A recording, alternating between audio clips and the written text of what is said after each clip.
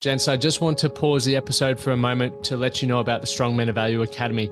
You will have heard me refer to it a number of times, and I want to bring more attention to it. So this isn't just a program, it's a life-changing environment and community of men who are focused on personal and professional growth. We're looking at areas of relationships, wealth, and health, things to help you thrive and maximize your life. Imagine having bi-monthly one-on-one coaching sessions with myself, weekly group coaching calls, and an incredible brotherhood of high achievers by your side. Now we're diving into resilience, leadership, and holistic growth to not just succeed in your career, but to thrive in your health and your relationships. Your journey to greatness, it starts here. So join the movement and you can apply for the Strong Men of Value Academy. You can head to themanthatcanproject.com to find out more. What age did your wife go back to work, Matty? Because my wife's not working at the minute and we're toying with baby number 2, and I'm just thinking, like, I think the longer she stays off work, the better it'll be for the little fella. But at the same time, it is. Gents, before we dive into this episode, I just want to thank you so much for your support in 2022.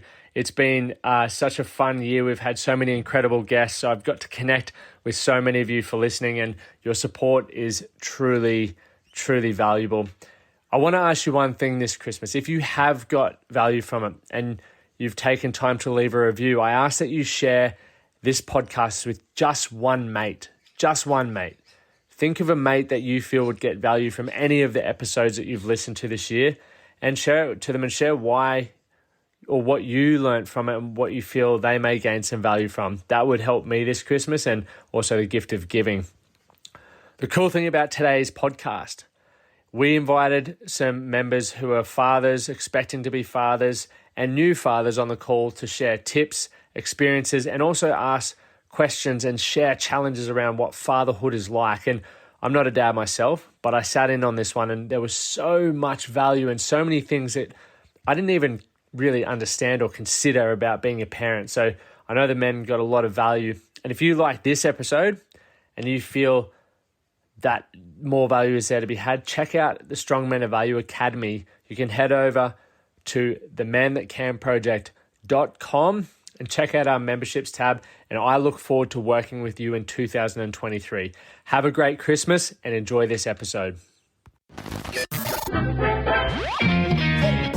The Man That Can Project podcast, a podcast empowering career-driven men to live more fulfilling lives. We are here to challenge your beliefs, redefine success, and talk about the important stuff in a relatable way. Don't forget to subscribe and leave a review. My name's Lachlan Stuart. Let's get into it. Down for us for the last. So yeah, I'm just trying to wrap my head around what our new life entails, I suppose, and like where we all fit in and what our roles are. But yeah, that's me starting out. Anyway. Go next on my screen is Bev. Yeah, so my partner and I just found out we're expecting twins. So we're at like 12, 13 weeks. Our questions at the moment, like, what kind of pram should we buy? Why the fuck is it $4,000? Oh, mate.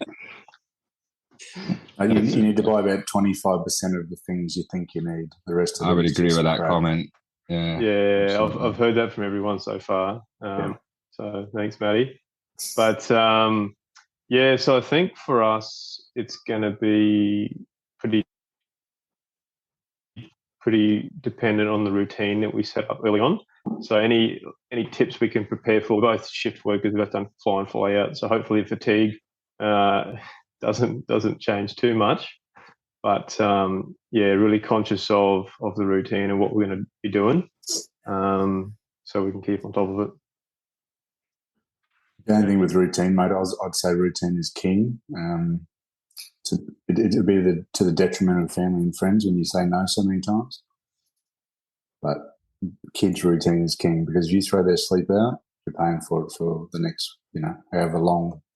Especially with 2 weapons, I would hate to see what that would be like. I'll let you know. Yeah.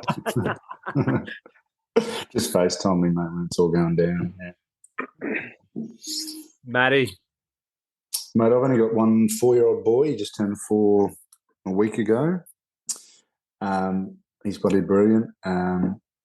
He's the best part of my day for sure. It has changed me in every facet of my life.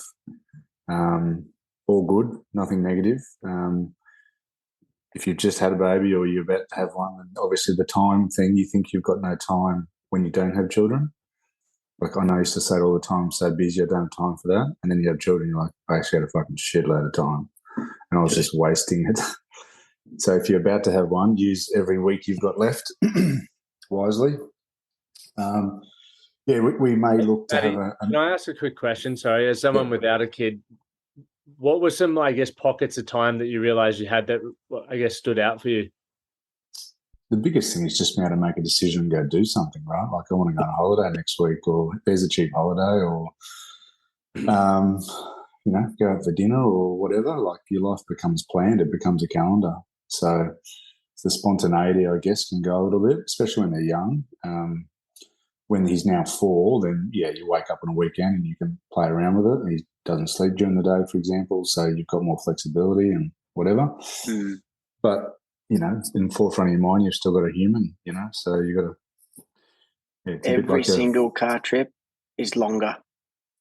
Yeah, he's pretty good, I must admit, touch wood. Every single one. Yeah, he's good. We had a friend who had a baby that would just cry when I hopped in the car seat.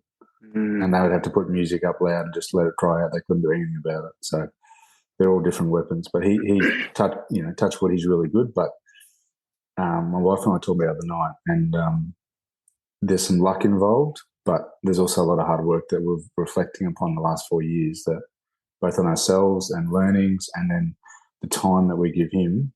It's really hard work, but it's rewarding. So, so we may look to have number 2 in the next 12 months if that all works out. So that changes things. But if for whatever reason that didn't occur, then I'm very happy to have one as well. So, but no, it's something I'm really passionate about. I really enjoy it. I've spent a lot of time reading books and listening to podcasts and sort of skilling myself up as best I can. With no bad reflections upon my childhood, just the mindset to improve what I had. That's really all I'm trying to do here. Exactly. Dave. All right, guys. I've got a 15-year-old son at the moment, and I probably just agree with a lot of what Matty said there. 15-year-old? You've got 15 months, sorry. 15 months, yeah. Can you tell us something? It'd be a bit easier if he was 15 years old. I don't know that yet, but yeah, it seems to be. Time and routine's critical. You go for a phase when they're napping twice. Well, they're napping all the time, but when they start napping twice a day, you've really got to set out your routine, because if they don't get the right amount of sleep, they just don't sleep at night, and you think it's weird. You should be tired, but you're not going to go to sleep, and you end up with these horrible situations where you've got a screaming baby that won't sleep through the night. We've luckily just gone down to 1 nap now, but even the quality of that nap in the day will dictate how well he's going to fall asleep at night and how much he's going to sleep right through. So yeah, it's been a real struggle for us, trying to plan these routines. Even okay, well, we're going to go to the beach in the morning. Okay, what time do we need to go? Because we need to make sure that we're back in the car at this time. Everything just becomes so structured around the sleep. Essentially, he's going to be eating food at this time. He's going to be sleeping at this time, so we can be here, and there, and just working it all out and trying to adjust is hard. But one thing I've tried to be, is stick to routine. But obviously, when things go out of whack, just don't stress about it. Just kind of adapt to the situation as it comes. I think you go through so many different phases where you won't sleep for 3 months. It's just a phase. Next minute, he's gone through 3 months where he's just sleeping beautifully all through the night. You think, this is easy. I've got this. I'm back on, make all these commitments, and then, get a phone call from work and that he's screaming, is this? So just remember that whatever phase you're in isn't really going to last forever. So when it's really hard, just think, all right, just suck it up. 3 days, 4 days, however long it might be, it'll probably turn again. You'll just be involved in a different scenario, but just enjoy it all. It's been brilliant, to be fair. Be prepared and have a routine, but also don't stress when it goes tits up, because it does quite often. They feed off the stress Yeah, exactly. Did you get like a sleep coach or anything in to work all that out, or was it just trial and error for you guys? I did, Jace. Yeah. What do you reckon? Best $500 you'll ever spend is a sleep nurse consultant. Yeah. For babies. Yep. Brody, who's going to be 4 in February, he was an absolute turd at 4 months. It's like you'd nurse him for half an hour, you'd put him down, he'd be right for half an hour, and then the other person would get up and do their hour stint of like nursing for half an hour, put him down for half an hour, and you would have slept for an hour. And we were alternating like that at 4 months old, and we were just cooked. But then nurse sleep consultant, you do like a bit of back and forth over email or messages, whatever, set up the routine for nighttime if you didn't know what it was or could be. And because we didn't know for our first one there. And then once that was set up for a couple of weeks and you were still roughing it, but once it was set up, then they actually came to your house and did an overnight, well, not quite an overnight, just a few hours of that go to bedtime and sort of backing you doing the thing that you just don't want to do the most, and that is pat the little bugger to sleep and let him cry it out. And the first night was 1 hour of just getting used to that getting put down routine.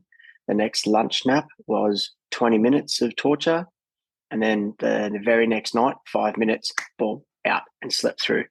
Couldn't fucking believe it. So if you do hit the snag, and I reckon Bevo for you, mate, if I can set you up for the twin version of that, shit, yeah, that'll just save you like epic amounts of sleep. And if you know about our sleep, we talk about it. If you get your better sleep, your productivity will be up. You'll make that 500 back in spades. Yeah, like it's a no-brainer. End of the day, like we're obviously just hitting that 4 month like period now, and like at the moment he still wakes up 2 or 3 times a night, but it's usually pretty easy to get back down. But that's pretty good. 2 nights ago, man, like every hour we're up and we're just both exhausted. Like the next day I had to go to work, but both of us were just wrecked, and it just throws everything out, like especially even just your relationship with each other too, because you're both just like snappy and tired. But like Davey's saying, boys, you got to breathe through it and just relax with it, because it's all part of the deal. And don't think you're doing anything wrong necessarily. It's part of the deal. It's a bit like, I don't want to compare a baby to a dog, but you have a dog and a puppy and they're a nightmare for 2 years, right? They chew shit, don't sleep, they bark, and babies will just go in and out of these cycles. But you have to try and breathe through it and not get stressed, because every bit of stress you have, you're passing that through to that child, whether you believe it or not. But the child picks up on the stress that you're also pushing, in that environment, in that situation. Yeah. So, if they're out of tune and then you're going, fuck this, and then the baby's not going to sleep. So, yeah, they're so smart. They pick up on it. We've even had the little fella where it's been a stressful situation. Me and the wife turn around and we'll start not arguing, but talking to each other in a bit of a stressed manner. And he'll be doing something irrelevant, but he'll pick up on it and he'll start, like, you can tell he'll start whinging a little bit, and he's like, wow, he's picking up that we are actually talking to each other in a stressful way, and he's only 1 year old. So yeah, definitely pick up on the vibes. It's unbelievable how smart they are. Basically 0 to 4. I heard a podcast where they said they're basically filming everything. They're like a video camera, and they're filming everything that you do, and then you're pushing that onto your baby and your child for however long, their lifespan, basically. You have a lot of, they're very squishy, I guess, in that period of time. So, they're forming their brain structure. So, is that, obviously talking about you and your missus, Dave, like, does anyone have any strategies, or like, have you picked up any tools or anything that you've used to sort of make sure that your relationship is sort of, as good as it can be? Because I know, like, our relationship's solid as, but things definitely change once your main priority is a kid, not each other. So has anyone picked up anything that they use? It's hard. I just try to put as much into my wife as I can as well, just trying to help and support, and realize that if I've gone to work and coming back, it's not, oh, well, I'm tired of work. What she's done for the night, she's probably had to do it all the way through the day as well. So it's really just trying to get the hands on as much as you can. try and tell the signals. If she seems like she's getting stressed, she's probably past the limit. She might not be saying that how stressed or tired she might be, and try and act earlier and get the baby, give her a break. Sometimes it's hands free time in those early days, because the baby just needs to be picked up and held on with time. Did help, and try and talk for everything as well. If you're feeling stressed or feeling tired, just reason with each other and realize it's such a new situation to be in, right? Like no one, when you're in the middle of the night and you're on your own, you don't have parents, you don't have nurses, you don't have anyone to turn to. It's the three of you, or however many kids you've got. You just got to keep calm and realize, like we'll get this, we'll figure it out, and kind of work through it. I found that helped a lot for us anyway. I've definitely. Sorry, go on, mate. Oh, sorry. I was just going to say I've definitely put a big effort into refocusing on that every time I walk in the door. Is like you said, I might be a bit tired from work, but it's nothing compared to what she's been doing all day long. So yeah, I've been really trying my best at that one for sure. The biggest thing I did was because my wife stayed at home for the whole time and I worked because of our business. But I used to take him for walks in the morning. On weekends I'd give her a few hours in the morning. I'd just get up, and might get up at 4:35. We'd just go. Sometimes I'd go for a walk for 2 or 3 hours because he was awake for maybe half an hour, and then he'd have another sleep. So just about giving her as much space as possible. The other thing, I think it might have been the doctor told me. I can't remember who told me, but it might have been a customer actually, I think. But he said, look, just grab her flowers every now and again. Just do the little things for her to make her understand that you see what she's doing. Because it's really, for my wife anyway, it becomes quite lonely. She's locked up in the house by herself all day. You get visitors in the first couple of weeks, and everyone gets back to their normal life. So it gets quite lonely. So you need to be aware of that as well. Yeah. What age did your wife go back to work, Matty? Because my wife's not working at the minute, and we're toying with baby number 2, and I'm just thinking, like, I think the longer she stays off work, the better it'll be for the little fella. But at the same time, it is. Yeah, she wants to have a career and get back to some normality for her in some way. So it's like I'll do whatever I can to stay at work and support that. But obviously, there's so much like social interactions that they might not be getting, and all the normal stuff that you took for granted before. She was pretty much 12 months. She's lucky she had some maternity leave, and she had a bit of holidays and things like that. We'd stash some cash, and so she had pretty much 12 months. And then he's still only in care 3 days a week. And we've made that decision. So obviously financially, I'm in a position where it's not killing us, but it's a decision that we made, and I think it's paid dividends. If at all possible, you have the capacity to do so, even if it's one less day a week. It's just we try not to compare where he's at, but he just gets so much more one-on-one time with her. Yeah. And just our life is less stressful because we're not banging out the house every day, 5 days a week. Do you know what I mean? You're not rushing back and forth. And so she's got him 2 days a week. I take him on a Tuesday morning. We go for a baby tuno, have some toast, go to the park. So, that's quite not really. We just try and take the stress out of, stuff like that. I'm lucky that, I've got flexibility in my workday as well. But yeah, I mean, I actually feel really sorry for women, the position that they've been put in where they're told they can have it all. And I just don't think it's quite possible. I don't think you can have a career and have family where you potentially want it to be. That's my opinion. I don't know how people do it where 2 people work full time. I'm lucky enough not to have to do that. But yeah, and I'll tell you about the 2 people working full time in about 6 months. Yeah, and I'll let you know how that goes. The way we always quantify our decision is we look at time. So my wife's been offered different jobs where she can go back to her full-time role if she wants. She's been offered higher roles.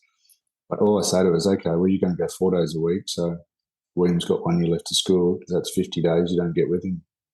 Yeah. And did you want to do that? And she's like, not really. So we try and, revert to time rather than a monetary thing, and cut back elsewhere if possible. That's what we've tried to do. So, but I'm also appreciate I'm in a good position where we can make that choice. And he hasn't really been looked after by family or anything like that. So it's all been, he's gone to just a very small daycare. And every now and again, when he's sick or something, a family member will jump in. But my parents aren't that old, so they're still living their life at the moment. They're not retired or anything. So, yeah. So just on that point, from you gentlemen that have been through this, if you reflect on how you sort of planned for it and prioritised your time with your kids when they're young, it sounds like they still all are, would you do anything differently? Would you drop back work? Would you find more time to be at home at the same time? I just quit my job last week, mate, to get more time. To be honest, I've just spent the last 15 months chasing my tail, really, to be honest. Doing kind of 60, 65-hour weeks, and feeling like I'm still not getting any quality time because I'm flogged. And then on the weekends, you get 2 days at the weekend. Really want to give the missus a break and take the little fella, like say, for example, all day Saturday, I'll try and look after him where I can. But it leaves you one day kind of to rest or do whatever you want to do for yourself.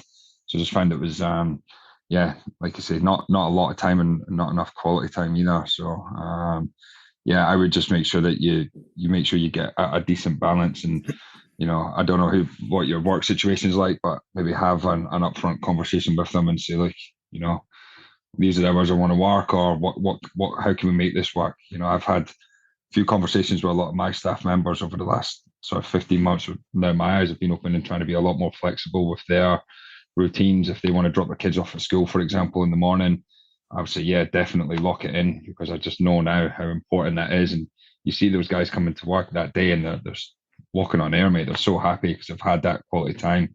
Whereas before, previous management were like, no, we'll never, everybody's worked here at 7 o'clock till 5 o'clock and that's how we've ever done it. It's like, no, mate, just if that's going to make you be more productive in the day, then get it done and come in, and they're a lot happier for it. So yeah, it's a hard one. Until you're in it, you don't know how much time you're going to need. But just prefer to make the call, I suppose. The biggest thing is, Bev, it just goes quick, mate. Like, my boy's 4 years old. I remember him being born. So everyone, all your parents used to joke how quick life goes, but it does. It goes fucking like lightning. And from the moment, almost the moment he's born, everything else that I was like, work and business are important because they provide an outcome. But I'm not defined by those things anymore. They're not my be all and end all. Like, I'm not defined by you're a business owner or whatever. It really doesn't mean shit. It provides an outcome for our family to live the life we're trying to do.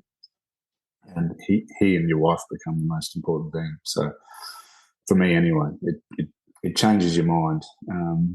And needs and wants become a thing as well that you might have a discussion about. So, because that affects, how much time you have as well. So what you actually need versus what do you want.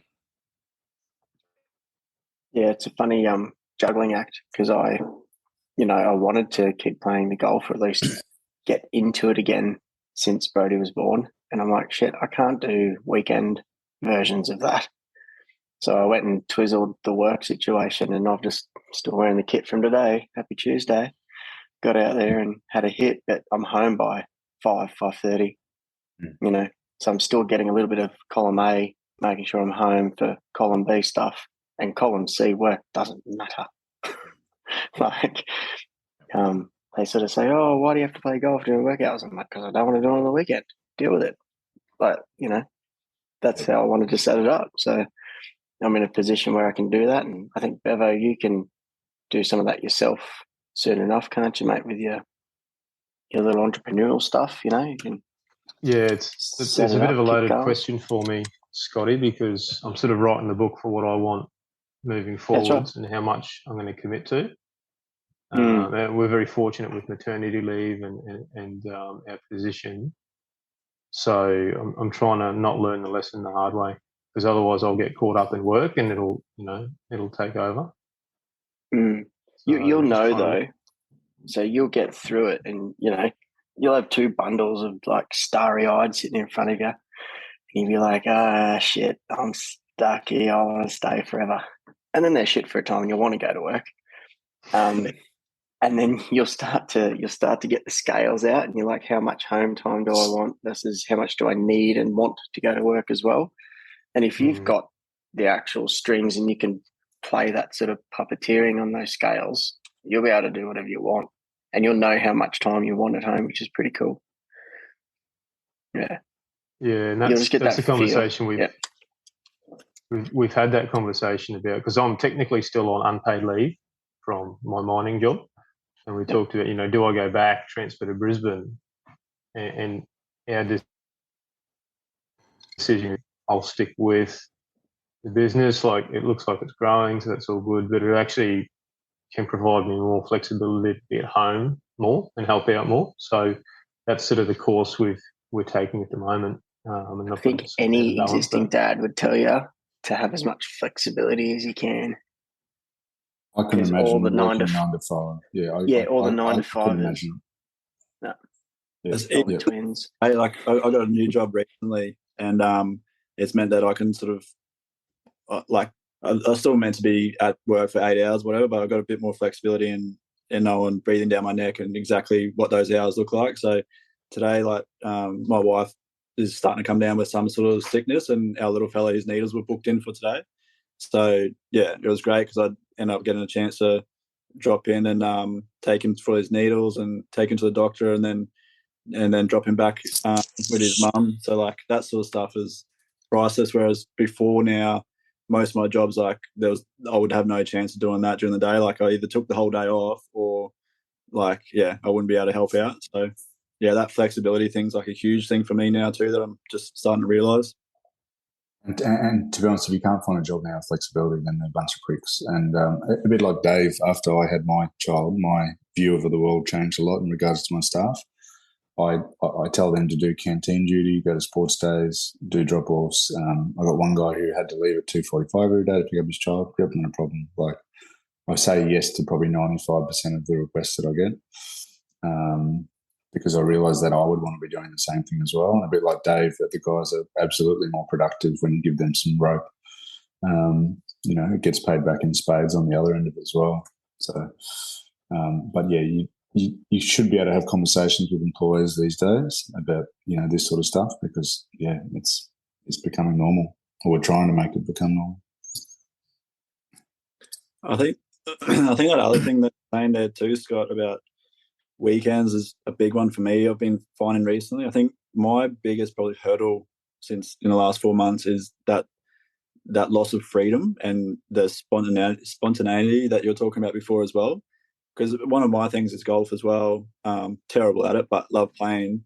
But it's the same deal. I get to the weekend, I'm like, I can't justify spending, 3 or 4 hours. Yeah, 3, 4, 5 hours, whatever, away from home when my wife's been lumped with our son for the entire week all on her own. I can't just then ditch her again, which is a hard thing. Midweek golf is the best kind of golf. Trust me. Yeah. You just know everyone else is at work. You play so much better. It's also that there's a book I read or a podcast, can't remember, but The Seasons of Life. It might have been an article. I think I might have shared it, or someone shared it in the group. Seasons of life, like you've got young children, then the season that you're in is different to what the season was prior. So, and then when they're 5 or 6, you've got sport or whatever you're doing. The season then is different to what you've got today. So it's just about being aware and just being aware that you're not going to be doing everything you want to do. Shit's going to change, right? But you still also need to carve out time for yourself. I still play over 35 soccer.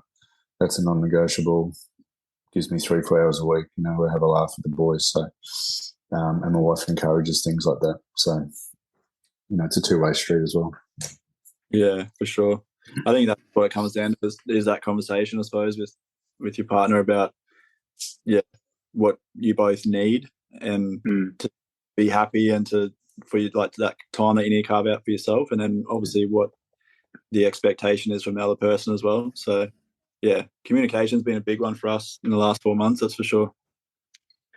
The other one that's really I guess important is the same thing, Jay, setting those expectations, I guess. But a really good thing I found is that if my wife knows that I need to do some exercise, then it's okay. Weekend, she'll let me get up, get out, do that, and she'll, butter up and do 2 kids by herself for, again, it's still Saturday. She's already done it for 5 days this week. And then it's like, once I'm done with that though, then I'm right for the whole day. Yeah. So, but that's where it's a 2-way street, if I can get that done, then I'm taking him food shopping while she can go easy one-on-one with the baby again. And, as long as we both get what we need out of the day, it's all right. Yeah. But you have to talk about it. You can't just expect them to know, and vice versa. Yeah. How's the change from 1 kid to 2? It's probably, I'm probably not the right person to ask. Should be asking my wife how it is, because it's different for her. I'm still going to work, same 40 hours a week, and even then, my duties have dropped down because she's on leave, so she can do a later daycare drop off. Whereas with him, and when she was working as well, we'd have this not mad schedule, but organised who does what drop off and who does what pick up for him, and he would go 5 days. But now that kind of reverted back to just him going 8 to 5. And excuse you, sorry, that was a dog. It's got more flexible for me too. So as long as I set him up in the house before I leave for me to go to work, then she can settle in with the baby. They can do a feed and a sleep, and he can stay home and play and get to daycare at 9:30. Like, doesn't matter. Yeah, it's a bit more cruisy that way. Whereas I remember what you were saying there, Matty, about the whole rushing to get out the door. Schedules, like, we're lucky, Toowoomba, #, everything's 2 seconds away from one another. So the daycare is literally a minute from my work. So, and it's like 6 minutes from our house. So I can, get out the door at 7:30, drop him, and then punch him in, drive around the corner, punch in at work, and start with an 8 o'clock client, like, easy, Yep. and room to breathe. So I don't know. It's different for everyone, eh? Yeah, that's why we've just purchased a new house. It's 15 minutes from my business. His state school is 300 metres away. His potential high school is 400 metres. Yeah. Train station to my wife is 400 metres when she needs to go into the city for work. So, we've spent a bit more money but made a choice. Then how much time do we get back? Because we can literally walk into school. So that's the go. Yeah. So, but maybe we share some tips, guys, that you've either been given or you've learnt along the way. I've been lucky. One of my business partners was 2IC of Education in Queensland. He was a principal and teacher, and some of the biggest things. Well, there's a couple of things we did. One, we were really diligent about screen time. We read a couple of books prior. He had no screens prior to 2, not even a TV on the background. So it's quite difficult. But yeah, so he had no screens, no TV, and even moving forward, he doesn't get an iPad or a phone. He gets a bit of TV now, but we're pretty regulate sort of what shows and what stuff, and then the volume of. And we think that made a really big difference to his vocab and all that sort of stuff, because then he had a lot of the time then you had together was one-on-one, you're face-to-face, because there was no TV, there was no background TV, etc. The other one my business partner told me to do, which we always wanted to do anyway, was read to him. And we did that literally from when he was born, and he's had 2 to 3 books religiously every night since then. So, and the benefit behind that was in Tom's scenario to me it's the amount of words that he then gets prior to, say, starting school. So he might get 10 or 15,000 more words said to him between 0 and 5. And I think it's made a massive difference to his vocab and all that sort of stuff, his imagination, all those sorts of things. But he's got probably 60 or 70 books, and we tell people to buy books, rather than toys as much as possible. Yeah. The other one Tom suggested was hand-eye coordination. So from when they're a baby, when they're able to start rolling things to them and start throwing things to them, and eventually they get better and better as they go along. And that's all about, balance and hand-eye and starting that early. So they're really 3 things that we've tried to focus on. I can chime in, Matty, and confirm a few of those too, mate. Yeah. They basically cost you no money. If you don't have money for books, go to the library. Those three things cost nothing, and I think they're the biggest dividends that we've been given from what we've done.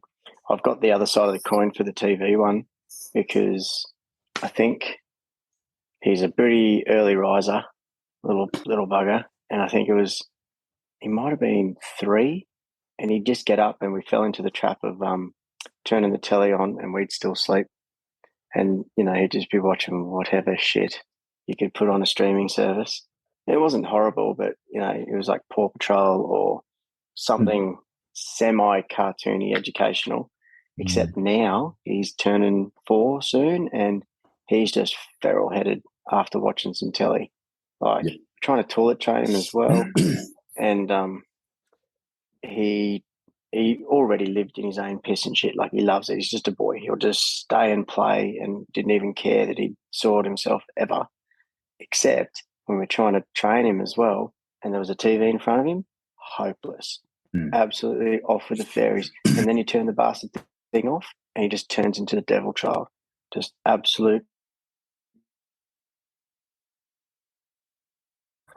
So we've actually culled the telly completely in the last couple of weeks. And then he was also been a cheeky bugger and having sleeps at daycare, which turned him into a night owl. So once we culled that and he's reduced his screen time completely to 0, different kid, hands down. So I can see the two sides of that one for you. Yeah, and if your kid's watching TV, the biggest thing is to explain to them what's going to happen. It's like we say, okay, mate, this is the last one you're going to watch, and when it's over, you need to turn the TV off for me. And do you understand? Yep. So, rather than not saying you did, but if you get the remote, turn it off. Yeah, good luck with you. Some sort of rushing friend scenario. Yeah. Something to do with they get stacks of dopamine through the bright lights, the sounds of 100%. songs, and then you take that away from them. It's like ripping crack from a crackhead. Like, they will fight you for it. Yeah. Which was pretty heavy. I've gone and purchased all the little yellow lights for the lamps as well. So at night time. Oh, yeah, we've got the salt lamps everywhere. Yeah. So we have the yellow light bulb, which so sort of low light sort of stuff, because trying to make them go to sleep. Yeah, those with this month-old, if I'm holding him and Kendall, my wife's on her phone next to me, if his eyes catch her phone, he's just fixated on it, and he's 4 months. Fuck, it's gonna be when he gets older. Like, I don't know how you stop it, but obviously you control it in your home. But fuck, yeah, it's gonna be tough. Biggest thing is saying no is the hardest thing. It's difficult, but I think we've seen dividends for it. So he's got friends that watch, hours and hours of TV a day, and everything they play with is based around a TV character, because that's all they do. Yeah. So but it's so easy to put the TV on, because it is literally, when they get to an age, you could walk away you could probably go out for 2 hours and the kid wouldn't have moved and known about it. So it definitely can be a babysitter for people as well. So, and life's hard, life's difficult. You're working full time, mate. I get it. It's fucking hard. It was interesting. Even when we did it, it did not take him more than 15 minutes to get over it, start playing with his toys. Yeah, 100%. You think you're the worst parent in the world for taking it away from him, because it's something that he wants, and you're so upset, and you've upset the kid, and then you're like, well, I'll let him have a cry, that's fine. Share your emotions, child, that's all right. And then all of a sudden, it's like, you ask him again, you kind of go, are you okay? And he'll turn around and go, yes, all sooky, and then pick up some Lego, and then he's right, off he goes. You're like, cool, no worries, mate. And kids have to get bored too, boys. They got to get bored. Yeah, the car one. I remember hearing that. Yeah, I mean, sometimes William will play in his room for 25 minutes by himself with his toys, and I hear him having games in his head, and he's, talking stuff and talking about my dad. Oh, Poppy's doing this and that. He's there by himself, but they have to get bored. They have to. Yeah, actually, reading listening to an audio book at the moment, and that was one of the things that came up then as well, that boredom for anyone creates like more creativity, imagination. It's when often when like you have big breakthroughs because your mind's got a chance to just wander and think instead of just constantly being like going mental. Yeah. Yeah, because I think we have to educate them all the time. It looks after itself. You know, they're learning like play-based education is what they're doing. So they're learning shit as they go along.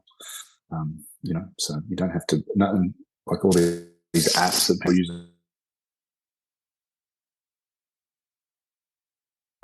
So, no, that's the last thing I would want to do at 3 or 4 or 5 is just to be fucking educated 24/7. You just want to play. That's why I like daycare for them. Daycare's good because they let them run amok. They structure some play. They give them things to do and think about rather than just, you know, pointing sticks at each other and saying pew pew all day. They actually set them up and go, righto, well, let's dress up as animals. Everyone make animal noises, and they just come up with some random shit. It's pretty good. Yeah. Just facilitates all that sort of creativity like you're talking about, Matty. Like it's kind of like structured, inventive brain stuff. Yeah, it's weird. Yeah. Early childhood's like a whole nother level because I've got a phys ed degree too before the physio, and you learn about half of this stuff. But the early childhood thing, like you have to be a little genius in your own mind to come up with some of those settings and how they learn and develop and stuff. Because otherwise I'm too structured and it's not right for them, you know? Yeah. Especially with the emotional stuff, boys, like the old way that we were taught is in my opinion, BS. I'm happy to share some of the stuff I've learned and followed on Insta and some of the podcasts. You know, it's about validating their feelings as well at the same time. Like when you turn the TV off, like, you must be really upset, mate, because I've turned, you know, we had to turn the TV off and you love watching TV. And he's like, yes, you know, and it just settles everything down. But if you go, mate, come on, what are you talking about? What are you whinging about, mate? Like it's just like fuel to a fire. So that's some of the best stuff that some of the best stuff that we've learned is how to handle situations.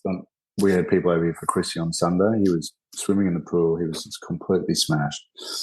And we were like ready for bed. He had a meltdown. My wife and I we didn't raise our voice. We didn't get stressed. We just stayed with him and all good. Went for 25 minutes. Trust me, it was doing my head in internally, but I didn't share that with him. And you just, you know, and it moves on. But if you want to go at him, I haven't got the emotional intelligence to be treated that way. How have you found that? Like, how do you communicate that, though, Matty? Just like, do you, like, when they're upset, are you reassuring them, or are you just speaking to them? One of the best things, reason. Yeah, like one of the best things is just to validate their feelings, mate. Like you even struggle, you can't, you know, like when they're that upset, they can't even reason. Like the way I look at it is I've got employees at work that are 40, 45, and they've got the emotional intelligence of my 4-year-old. Like they can't, as you know, Dave, they can't reason, they can't handle criticism, they can't. Yeah. So how do you expect a child to be any variation to that when they're younger? So yeah, it's all about, you know, like it's like, you know, you really want.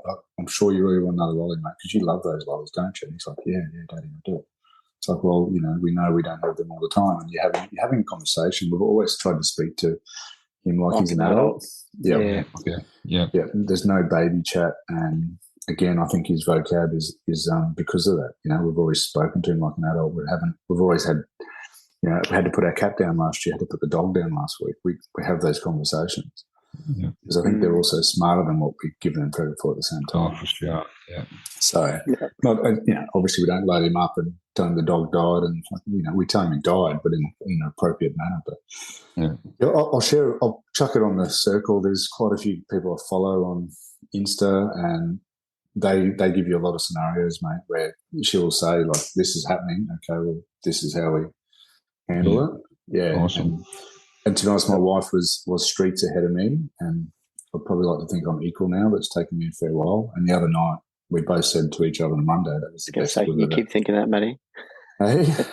You keep thinking that, mate. Yeah. They're always ahead. And we both said on the Monday that was the best we've ever handled. You know, when he had a meltdown, and he had a meltdown just because he was tired. Yeah. So it's always hungry or tired as a general rule. So same as us, right? Like, we get hungry or tired. Like me, exactly. It's no different, mate. It's no different. So we're all the same. Babies. Yep. That book thing too, Matty, with the emotional intelligence, there's heaps of those good little books out there that describe all the emotions and just do it as a story. One of the good one is just like Monkey or something. It's like Calm Down Little Monkey, you know.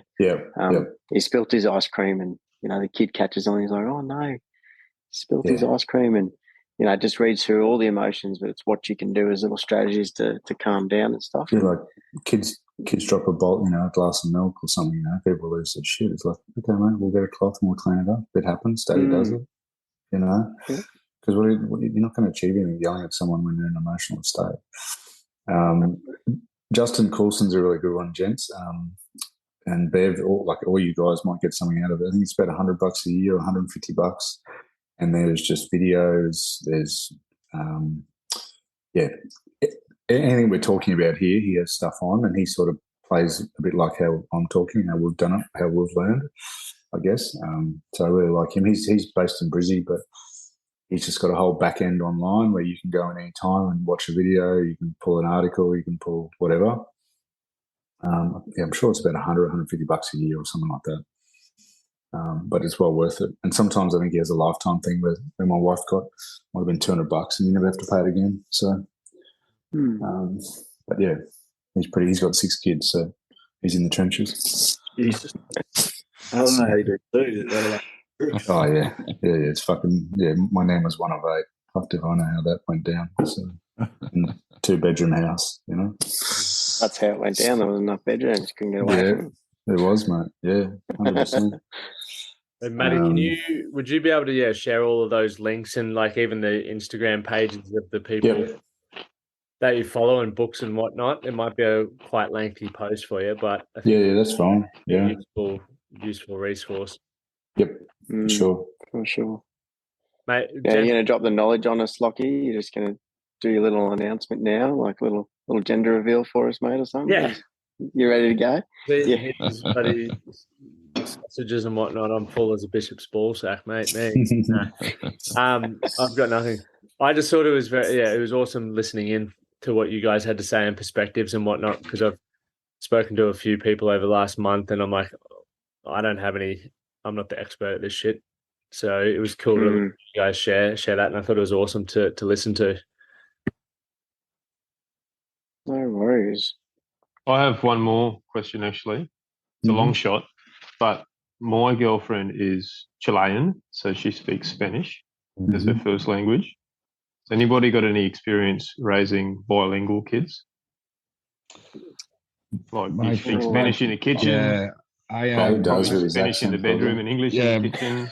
That's right. I'm moving next to all my Scottish mates, so I can learn Scottish as well. But my friends actually, they're based over in WA, but they've got wives that speak different languages, and they speak in English a lot of the time, and but they also say English and, for instance, Thai. They'll say the same word, so they understand that whatever it might be, the toy or the food can have 2 different meanings. And they say they pick it up so quickly. Like they pick up, like if you can teach them the second language when they're growing up, it has to be early. So natural 100%. To them. Yeah.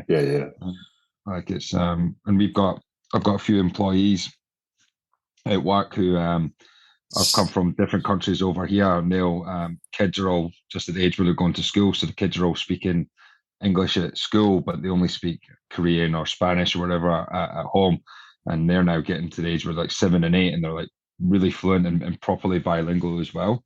So I would strongly encourage it. I think it's amazing. Oh, yeah, 100%. Learn both languages, and especially Spanish is spoken in so many countries. It'd be like language of choice to learn, communicate with so many people. Yeah, one of our friends, she's French and he's an Aussie, but I think their daughter was maybe 3 or 4, and she was able to go with both because she had a lot of time with her mum one-on-one. So she got smashed with French there, and she was actually a French speaking teacher, which is obviously helpful.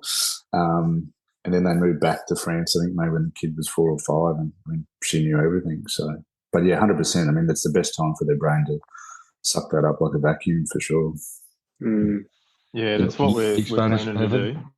Yeah, well, I'm learning Spanish. So, but initially, my partner suggested with her friends, they learn English at school, like you mentioned, Dave. So they speak Spanish at home, but that's when they have two Spanish-speaking parents. And then we sort of talked about I probably wouldn't be able to connect very well in Spanish. I'm not fluent in it. I'm just learning it. So we'd have to speak both at home. And we're trying to work out, do we, mix it up, or does she speak exclusively Spanish to the kids and I speak English? So we'll probably have to do a bit of research and see what the educational advice is. Yeah, like the French couple, she spoke both languages. And I couldn't tell you when the time she chose to speak French was. But, yeah, like even when we go to the park or whatever, she would just be mixing it up, like just nonstop, So, yeah. But, it'd be different. Yeah, it's not an easy one, right? So you got 6 months to get ahead of the curve, Bev. Yeah, the better you'll get too. Yeah, I just got to keep my Duolingo going, keep my streak going. Hey, yeah. Do an experiment, Bev, and speak to one in Spanish, another one in English, and see what. Man, twins are fun. Oh, we can do a study. We can capture the experiment, data because they're identical, right? So, brilliant. Other than there's some ethical concerns, we might have to, There's always ethics in research, mate. It's fine. Wait to the board, get it past the board, and you're fine. You just want to learn Spanish, mate. Could you, if you had 2 girls and you didn't speak Spanish, you'd be toast. They'd be talking about you. Yeah, because I'll be outnumbered. It is 2 girls, so. Oh, Jesus. True. Yeah, no, you need to learn Spanish for sure. Yeah. Otherwise, we'll be talking about Dad in the background. That is going to be hecto. Yeah. 2 little senoritas. Oh. Yeah, I think it's. I joked a mate had 2 daughters, and I told him that he was atoning for his sins when he was younger. And you shouldn't throw rocks in a glass house, apparently. Ooh. Yeah, my wife is one of 4, and they're all girls. So when I got together with her, I thought, how good is this going to be? I'm going to have all these brother-in-laws. And I'm the only one. The others are non-married. Oh. So I'm fucking all by myself. Very good. Righto, gentlemen. Right. It's been unreal. Would you find it beneficial if we did this, maybe not monthly, but every 6 weeks or 8 weeks or something, and just made it for we'll just call it dads or whatever, and you guys can come on, ask questions, or obviously you guys all have stuff going on. I don't know what it's like being a parent, but I love listening. But you could also chuck it on Circle, mate, where everyone could punch in a question or 2 prior. You know what I mean? Yeah, well, Joey put some questions in which I sent, but you guys answered them anyway. Cool. So it shows their common questions there. Another thing, Bonzo with just 5 of us. Like, imagine if there was 20 of us. Yeah. Yeah, well, we'd have to put breakout rooms, I reckon. That's right. But I think it was a good size. Because I think, especially for the moment, there's always going to be that next phase. Because obviously things change super quick when they're this little. I'd definitely be keen to keep it going. Yeah. What time? Do you reckon 6 to 8 week mark or monthly or what? Just so I know. I mean, I could handle monthly or every 6 weeks. It really, if you do it after the time you did tonight, which was pretty much after bedtime, all going to plan. Yeah, I was going to say, put it on at 6:30, right at the end of the witching hour, to see how well everyone tunes in. Then you'll have no one turn up. Yeah, I thought 7:30 was good for that. Mate, Yeah. Sam, what do you think? Yeah, you guys. There you go. There you go. Well, how about we start with 6 weeks? I'll put the next one on in 6 weeks, and then if you guys, we can get some feedback as we go, whether you feel it'd be more beneficial. We'll test Bevo in his Spanish. Yeah. Bev can lead it in Spanish, yeah? Perfect. And that's just another one. Are you comfortable if I post this recording in Circle? Yeah. A separate one as well. Would you be comfortable if I shared the audio as a podcast, not the video, but the audio? Or I'm completely fine if not as well. I just thought it was valuable. I'm all good, mate. All good. Just bleep out the dog barks, mate. Yep. Yeah, I was actually I didn't hear any. Yeah. Jens, that was awesome. Really, honestly, as I'm sure you all got value from it, but for me, it was cool to listen to what it's actually like. And Maddie, the thing that I've been thinking about for the last 40 minutes is fucking hell, man. I'm just going to maximize all that time, those pockets of time. No, you need to go on whatever holiday you want to do. Just don't say no to anything between now and whenever that time comes. Yeah. Thank you guys for tuning in for this episode. Have a great Christmas and do something today to be better for tomorrow. Thank you for listening to the Man That Can Project podcast.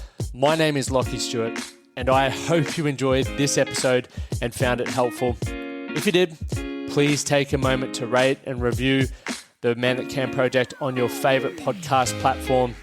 And don't forget to subscribe to stay up to date with our newest episodes. We'll see you again next time.